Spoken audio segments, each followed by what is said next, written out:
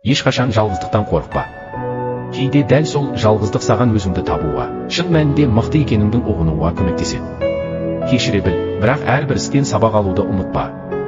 Өмірдегі әрбір қиындық сені шыңдауға арналған. Ешқашан біреуден көмек күтпей өзің бастап өзің жаса. Өмірің үшін тек өзің жауаптысың. Төзімді бол. Үлкен жетістіктер бір сәтте келмейді. Ұлы істер уақыт пен сенімнің жемісі. Қарапайым сәттерден ләззат алуды үйрен. Нағыз бақыт күн сайынғы ұсақ қуанышта. Отбасың ең үлкен байлығы. Қиындықта қолдайтын дәл солар. Байлық өтпелі. Бүгін бар, ертең жоқ. Бірақ сенің рухың мәңгілік. Жүрегіңнің үнін тыңда. Бірақ шешімді ақылмен қабылда. Өзіңді бағаламаған адамға уақытыңды кетірме.